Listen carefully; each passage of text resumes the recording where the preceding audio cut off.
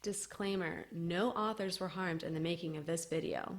Not that you would have to ever worry about that on this channel, but today I'm going to be talking to you about disclaimers. So I've talked about the copyright page in the past, and here's another disclaimer for you. I'm not a lawyer, but the copyright page is where some of your disclaimers need to go. So stay tuned for more disclaimer info.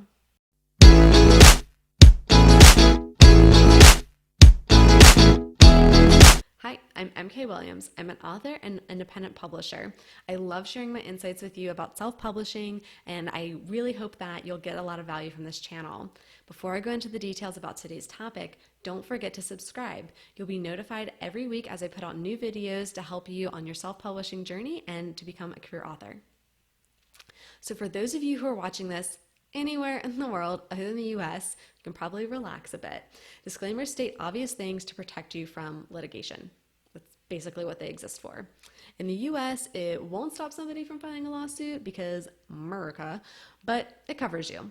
Now, again, I've said before, I'm not a lawyer, so consult with one if you think there is content in your book that could get you into some hot water.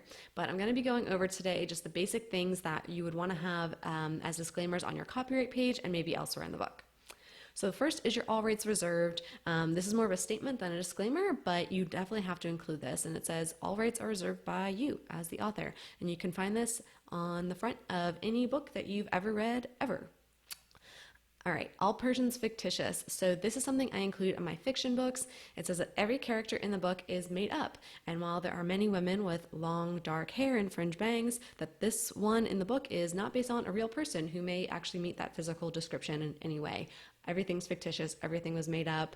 I am not trying to target any one person with a character in my book. It's effectively what that says. The other one is the entertainment purposes only disclaimer. So this would be for your nonfiction books. Yes, you are an expert in the topic, and that's why you're writing the book, but you want to make sure you cover yourself. With the disclaimer that the book is for entertainment purposes only and does not constitute tax or legal advice, you tell the reader to talk to a professional for their individual plan. It does not take the teeth out of your argument. It just pretty much says, like, I'm giving you basic information. You're going to need to follow up later. This is for entertainment. Again, I'm not a lawyer. Consult with a lawyer. The next one you want to consider is a DOD disclaimer. So I know for sure if you're part of the US military that you need to have this with any media that you produce or participate in. For other countries' militaries, do your own research. Pretty much says that your views do not represent the views of the US Department of Defense. There's an exact code for this that you will need to copy from the DOD. I'm not going to put it here because it may change. Look it up based on the date that you view this. It's pretty easy to search, so DOD media disclaimer. Pretty easy to look for, and then if the copy changes, you have that. So within your book, you can reassert these disclaimers if you feel they are necessary. So as an example, so in the Choose FI book that we wrote in 2017 and 2018, it was edited in 2018, it was published in late 2019, we have a section that talks about the US tax code and the different brackets. So, well, those are going to change over time. And so what we did is we put a reminder at the top of that section specifically to say that the content was based on 2019 US tax code and to consult an accountant for any further advice. So again, we covered ourselves again in the book to be able to say, hey, just so you know, reminder, when this was written, this is not up to date and current if you are reading this in 2025 or some other year. So I briefly review this in self-publishing for the first-time author, so do your research. On the recommendation of several people in the community, I did read Helen Sedgwick's Self-Publisher's Legal Handbook and noted two things. So one, all my research had paid off and I didn't do anything wrong. Woohoo!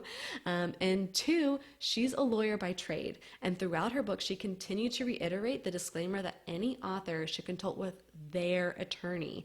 And it's her profession. So if she needs a disclaimer, you need a disclaimer, right? So definitely check out her book, keep this in mind, and for the most part, just know that if there's something that you really think is going to get you in trouble, definitely talk to an attorney. Like, really make sure you're covered there. I hope you found this information helpful. If you have, please let me know in the comments below, and be sure to give this video a thumbs up, and don't forget to subscribe and ring the bell.